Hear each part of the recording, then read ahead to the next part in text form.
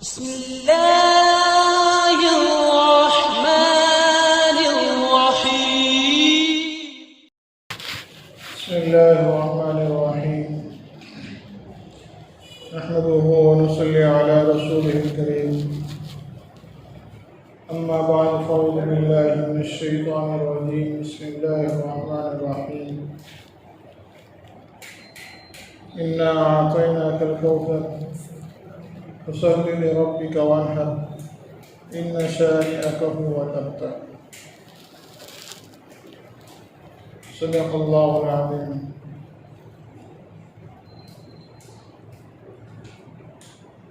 محترم بھائیوں، دوستوں اور بزرگوں، یہ ذی القعدہ کا آخری عشرہ شروع ہے اور تقریباً 18-20 دن کے بعد عید الاضحیٰ ہے.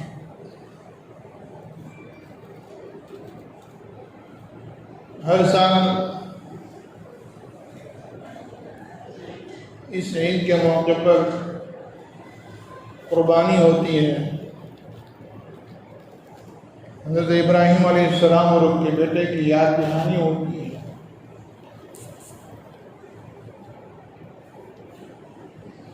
اور اس موقع پر اللہ رب العزت کے حکم سے جو ان عید کے 3 دنوں میں صاحب نصاب ہو اس پر قربانی واجب ہوتی ہے. چاہے مرد ہو، عورت ہو، چھوٹا ہو، بڑا ہو، دیہاتی ہو، شہری ہو، کوئی بھی ہو، جو صاحب نصاب ہے اور عید کے دنوں میں صاحب نصاب ہے اس پر قربانی واجب ہے. اس میں سال کا گزرنا یا کسی مدت کا کوئی دخل نہیں ہے. سونا ہو، چاندی ہو، تجارت کا سامان ہو، ضرورت سے زائد کوئی سامان ہو، خالص کسی کے پاس سونا ہے تو 7.5 تولہ سونا، یا خالص چاندی ہو تو 52.5 تولہ چاندی، یا ان دونوں کے ساتھ کچھ رقم ہے تو 52.5 تولہ چاندی کی قیمت کے مطابق اگر کسی کے پاس ان دنوں میں مال ہے، عید کے ان 3 دنوں میں مال ہے تو اس کے اوپر قربانی واجب ہے. اب اس کے لیے قربانی کرنے کے لیے اگر نقد پیسے نہیں ہیں، قرضہ لینا پڑ رہا ہے تو قرضہ لے کر بھی قربانی کرنی پڑے گی. یعنی کہ کسی کے پاس صرف سونا ہے 7.5 تولہ، یا کسی کے پاس 52.5 تولہ چاندی ہے صرف اور کچھ نہیں ہے، تو اگر اس کو قربانی کرنے کے لیے قرضہ لینے کی ضرورت پڑ رہی ہے تو یہ قرضہ لے گا، اور اگر اس کو بیچ کر قربانی کرنی پڑ رہی ہے تو اس کو بیچ کر قربانی کرنی پڑے گی. اس کے لیے کوئی چھٹی نہیں ہے کہ بھئی چلو اس کے پاس ابھی پیسے نہیں ہے قربانی کرنے کے اور یہ ابھی قربانی نہیں کر سکتا یا یہ ابھی قربانی نہیں کر سکتی تو اس کو معاف ہے، ایسا نہیں ہے. اس لیے ہر کسی کے اوپر جس کے پاس ان 3 دنوں کے اندر اس قسم کا مال ہو، اس کے برابر قیمت ہو تو اس کے اوپر قربانی واجب ہے. اس کی قربانی اس کو کرنی پڑے گی. بہت سمپل سی بات ہے.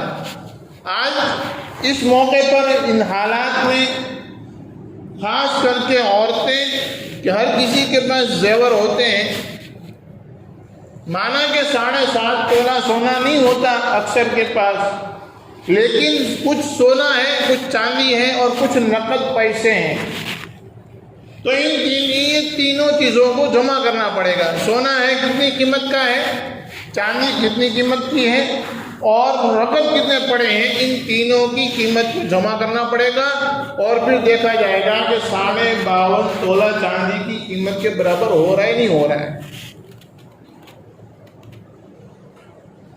اگر 52.5 تولہ چاندی کی قیمت کے برابر ہو رہا ہے تو اس کے اوپر قربانی واجب ہے. اس کو قربانی کرنی پڑے گی. ہاں لیکن اگر کسی کے پاس قرضہ ہے،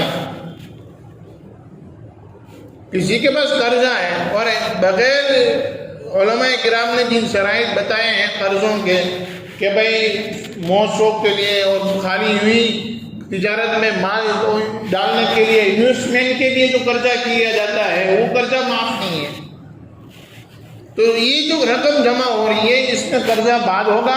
اس کے بعد کتنی رقم بچتی ہے، یہ 52.5 تولہ چاندی کی قیمت کے برابر ہو رہا ہے، تو اس کے اوپر قربانی واجب ہے.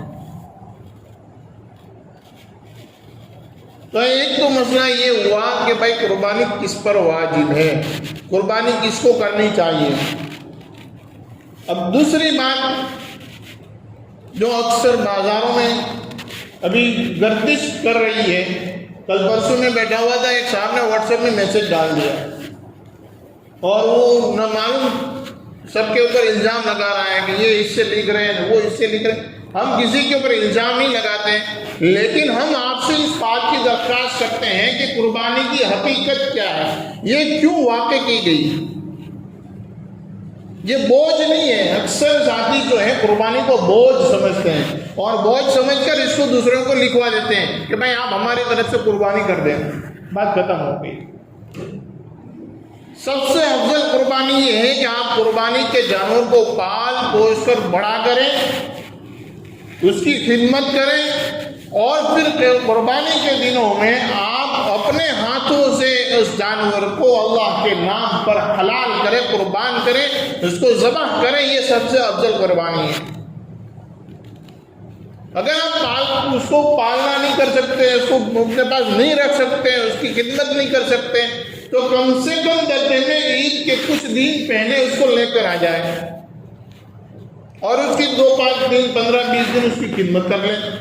اگر یہ بھی نہیں ہو سکتا تو کم سے کم عید کے دنوں میں جب قربانی کرنی ہے اس وقت اس کو خرید کر اپنے ہاتھوں سے اس کی قربانی کریں، یہ افضل ہے. ہاں علماء کرام نے لکھا ہے کہ اگر عورت کے نام کی قربانی ہے تو عورت اپنے ہاتھوں سے جانور کو حلال کرے گی، جب کہ ہم اس کو اپنے گھروں میں کر رہے ہیں. اگر گھر میں قربانی ہو رہی ہے، کوئی غیر محرم نہیں ہے اور عورت کے نام کی قربانی ہے، تو عورت اپنے ہاتھوں سے قربانی کرے گی، اپنے ہاتھوں سے جانور حلال کرے گی.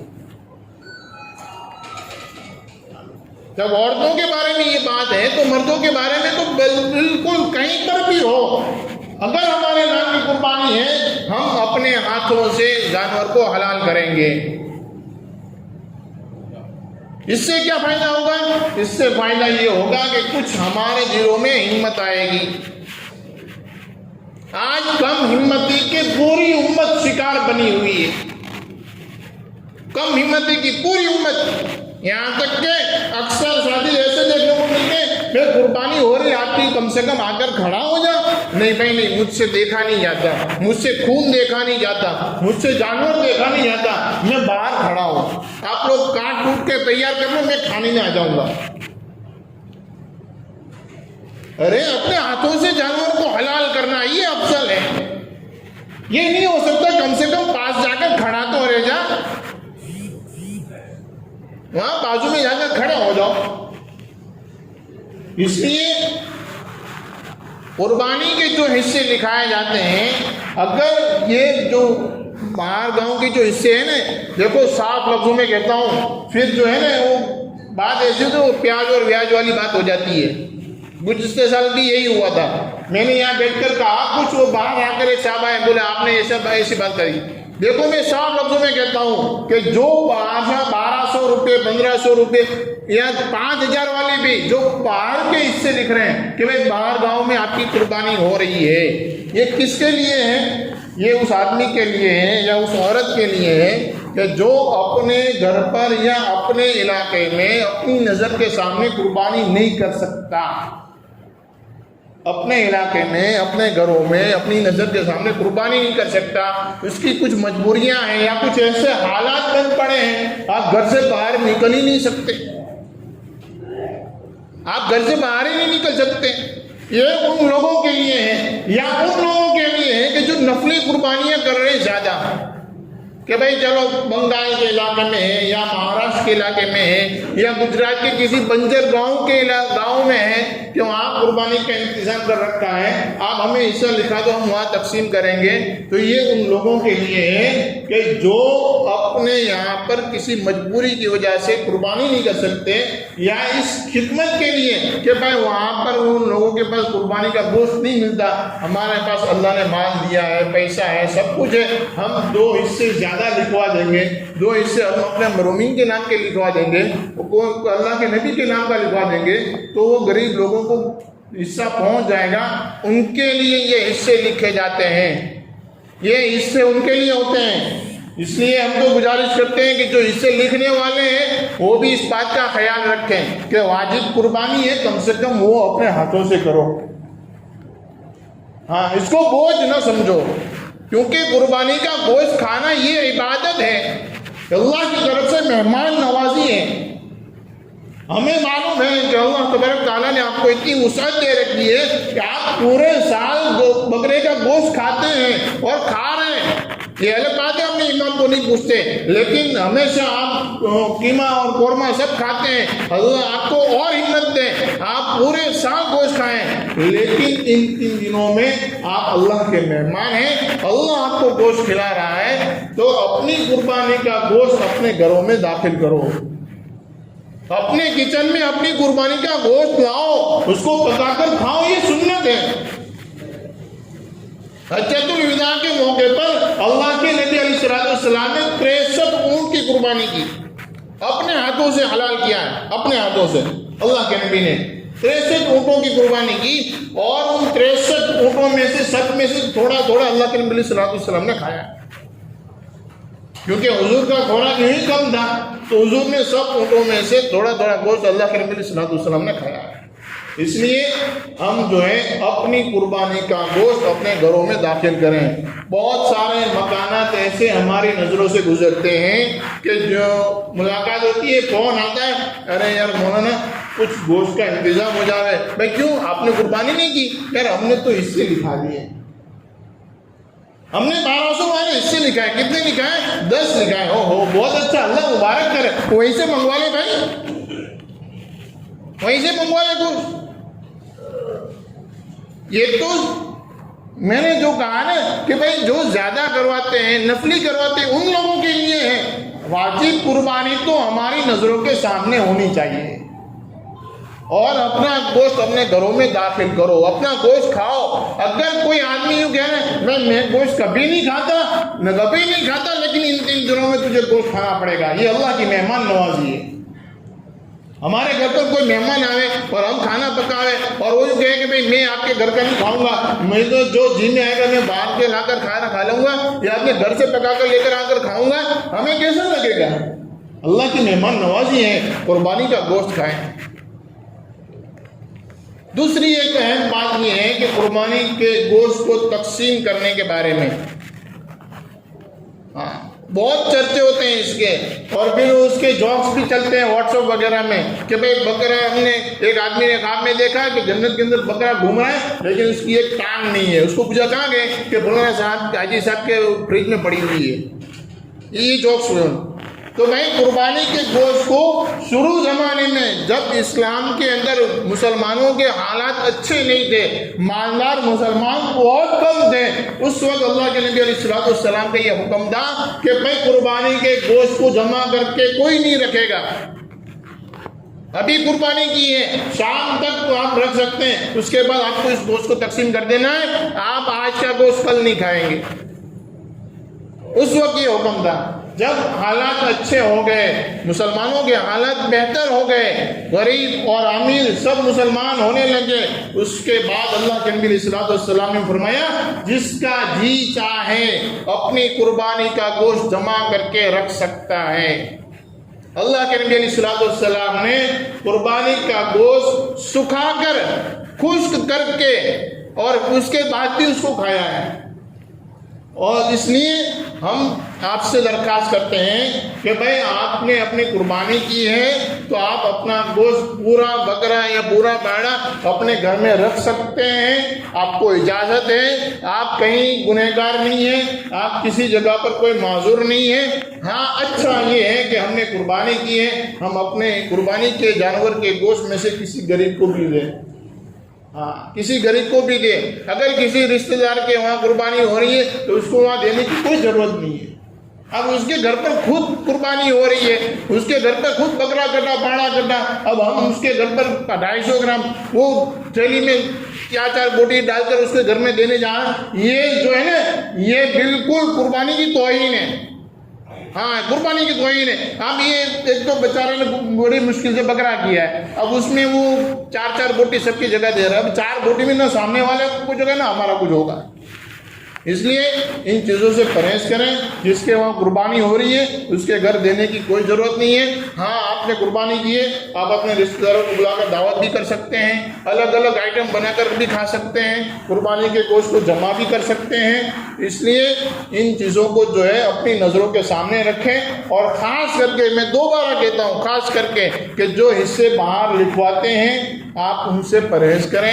ہاں اگر آپ کے پاس ایسی کوئی مجبوری ہے، آپ ایسے علاقے میں رہتے ہیں کہ آپ اپنے گھر میں گوشت نہیں لا سکتے، نہیں پکا سکتے، گوشت کی خوشبو گھر سے باہر نہیں جا سکتی، تو پھر آپ کے لیے مجبوری ہے، یا آپ قربانی کا جانور نہیں ملتا، اللہ نہ کرے ایسے حالات آ جاوے کہ بھاؤ نگر میں کہیں جانور ہی نہیں ملتا، اطراف میں دیہات میں نہیں ملتا، تو مجبوری ہے آپ کہیں حصے لکھوا دو۔ تو یہ مجبوری ہے ایسے حالات میں، یا نفلی کہ بھائی وہاں پر غریب لوگ زیادہ ہیں، ہمارے پاس تو یہاں ماشاء اللہ ہم نے قربانی کی ہے، یہ نفلی قربانی جو ہم کر رہے ہیں باپ دادا کے نام پر یا صحابہ کے نام پر یا نبی صلی اللہ علیہ وسلم کے نام پر، یہ قربانی ہم باہر حصے میں لکھوا دیتے ہیں، یہ ان کے لیے ہے۔ اس لیے میرے بھائی دوستوں بزرگوں، ان باتوں کو جو ہے اپنے فرینڈ سرکل میں بھی چلاؤ۔ ابھی 20 دن باقی ہیں، کہیں ایسا نہ ہو کہ ہم سب جو ہے اپنی واجب قربانی باہر لکھوا دیں اور پھر عید کے دن جو ہے مغرب تک یہاں گوشت ڈھونڈتے پھریں۔ ہر سال یہی ہوتا ہے۔ اللہ ہمیں عمل کی توفیق عطا فرمائے۔